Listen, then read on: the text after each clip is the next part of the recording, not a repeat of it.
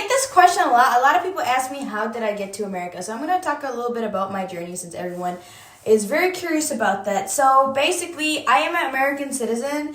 I was actually born in the United States. My parents lived here. They lived in Chicago, okay? So they lived in Chicago for years. Like, they went to school there. They went to high school there as well. And then they went ahead and got married. My dad even went to college over there as well too. So initially, when my parents had me, they were illegal because my dad, I think, was on a student visa, and my mom, I believe, was on refugee status, if I'm not wrong. So after they had me, you know, they did have to dip out. They did have to go to Canada.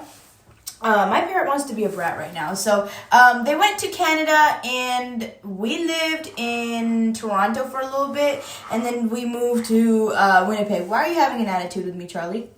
Look at this. He's such an attention seeker. He's such a little attention seeker.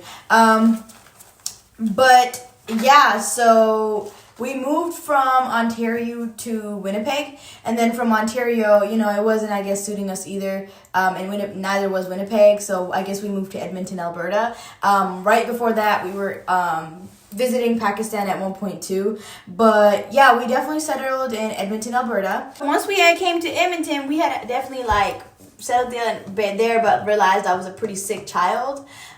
Because just like the weather there, and me being born with neutropenia and minor thalassemia as well too. If y'all don't know what that is, it's basically like I didn't have enough red and white blood cells, so I was like really always getting sick. Minor thalassemia was also like something that could have put me in that hospital, and I could have been hospitalized if my mom didn't take care of me the way that she did. Hats off to her for knowing how to cater for a real sick ass child. So initially, after that, we were definitely traveling all around. We had been to Saudi Arabia, we'd been to Abu Dhabi, Dubai. We went all over the place trying to figure out where we're gonna relocate. We really wanted to go to America, but my parents could not get citizenship, and I was the only citizen in the family, okay? And then my sister was born. I was 12, turning 13. So we basically have a 13-year age gap between us, okay? So she was born in Edmonton, Alberta as well. And from there, we're okay, you know, we wanted to move somewhere else, just didn't know where.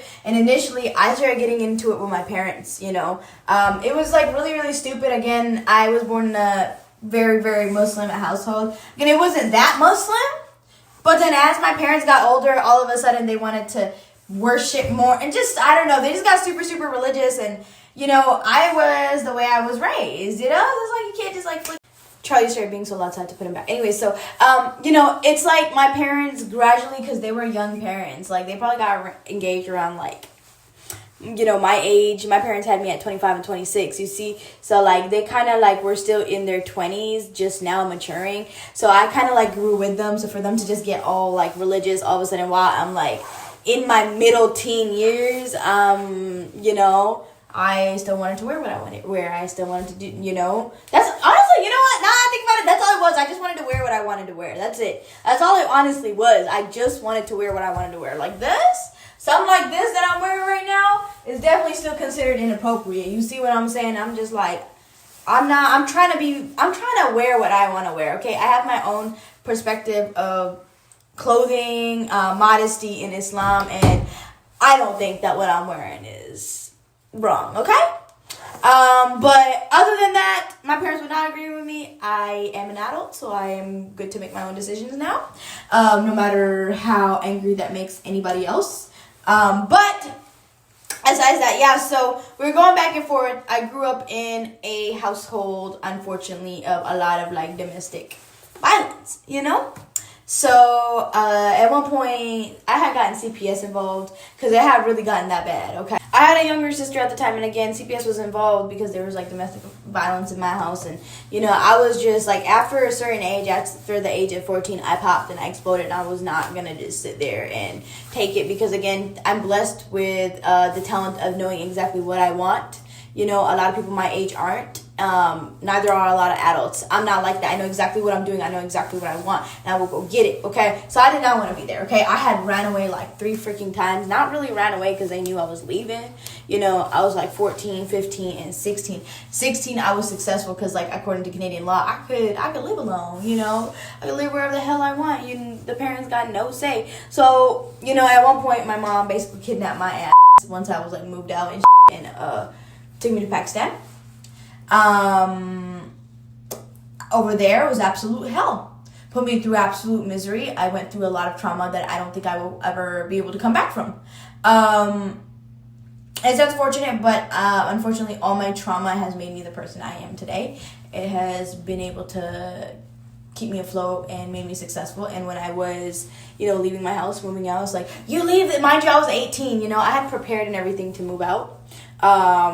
Not completely prepared, but I got at least half my preparation done, which was stack my money to a certain amount. Like, I was working like 2 jobs at one point. It was really, like, it was stressful. I graduated by myself. Like, it was crazy. You know, I learned to drive by myself. You know, I really got this out the mud, and that's why, like, it low-key drives me when people be like, oh, you know, parents' money. No, my parents didn't give me a single freaking penny, bro. Like, I got everything out the mud, and my parents would admit, no, we didn't give her a single damn penny, because we told her, you out, you not coming back, and you finna get this on your own. And that's exactly what I did, because I had a plan. You know, I always, since I was a kid, it's really sad to say, because my parents didn't know this, but I always had like 2 bags ready to go every time I needed to run out my house, and I just run, you know. So I really, like, I was plotting to, like, figure out how to, you know, leave my house. And I was like, the first step is definitely graduating high school, you know, having a stable source of income. You know, I didn't even care where I lived, if it was in the ghetto or what. I just wanted to get the you know. It's sad to say, and I love my sister and I miss her,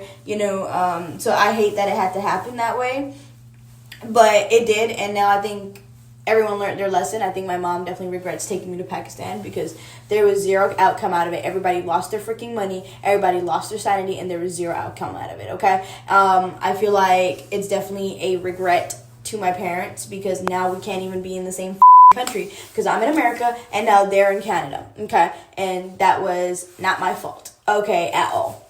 However, I'm getting them citizenship, because now everybody wants to be all together again. So me and my parents were cool, because I guess the money that I made put respect on my name, so I guess that's what that was. So the money really do, like, for real, and all my family members that used to talk so much shit about me, mind you, these are people I met, like, probably, like, once in my life, you know. I don't consider them family, because I don't even know their first name, and that's the truth.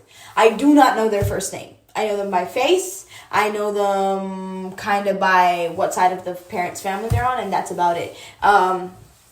You know, I didn't have a lot of interactions with, like, blood family members, you know, growing up. A lot of them are in America, but, like, they don't even know I'm here. Some do. Nobody talks to me. Nobody reaches out. Because I guess, you know, my whole family, I just grew up isolated. It was always me, my mom, my dad, my grandma, and my sister. So that's, like, what I know. That's my family. Those 4 people are my family. That's all I know, okay?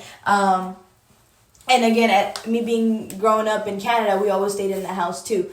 So another thing is just, like, I don't like talking about everything I had been through with my family, with everything, because I really, really been through it, and I don't think people understand the amount of, like, trauma it's put me into. I think that also I wanted to live in America when I was younger, but I didn't understand the amount of opportunity and growth there was here. And now that I, you know, can prove tax returns and everything, I can bring my family here, and that's, like, kind of what I've been working towards, because I guess they kind of admitted their wrongs and now want to be around me. So I'm like, okay, I mean, they're my parents, I have to accept them, so there's also that. But I do love my parents.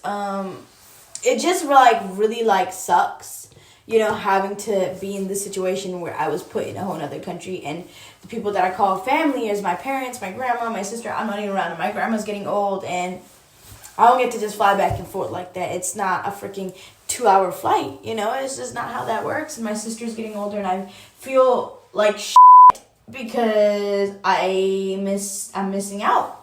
And it hurts so bad. It does hurt so bad. I would do the world to get them in America, because I'm telling you, there's no future in Canada. It's cold. Everyone be getting sick, including my sister. My mom's health is declining there, you know. And the biggest regret that I do have is I would love to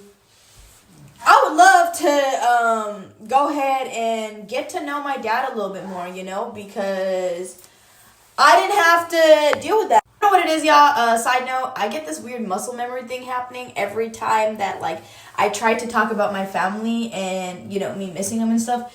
I don't know, my eyes just, like, it's not like I be crying because I'm, like, a very strong person. But my eyes, you know, my body just starts to feel like I'm shaking. I start to feel like I can't breathe. I'm not too sure what happens with that, but it always happens. But what I was trying to say before, I don't know, I felt like, my eyes started watering and shit every single time I thought about my parents. But it's like, I wish I could get to know my dad more, okay? So we definitely had our differences, but I wish I could, like, because my parents are alive, so it's just like very regretful because my parents are touching 50 soon, and I don't know how time flew, you know. They don't watch my social media, my channels, because they know kind of a little bit of idea of the type of content I post, my clothing, so they don't want to watch that. And I respect that. It's cool. Like, if you don't like it, don't watch it. That's it, you know.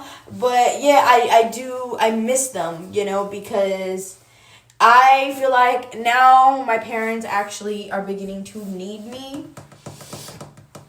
They tried their best at the end of the day. They were very young parents, okay? They decided to just go get married young and just go pop me out. And they didn't know what they were doing. They honestly didn't know what they were doing. You know, my sister got it way better than I did. You know, because she was born 13 years later. Including my dad was able to, you know, be there more for her as well, too. You know, my dad was able to have more of a bond with her because he was more established in his career, so he didn't have to bust his ass working all the time. So I'm so glad that my sister gets a better life than, you know, I did growing up as well, because, you know, my parents were still building. They did put me in a 6-bedroom house eventually, but my sister was freaking born into the 6-bedroom house.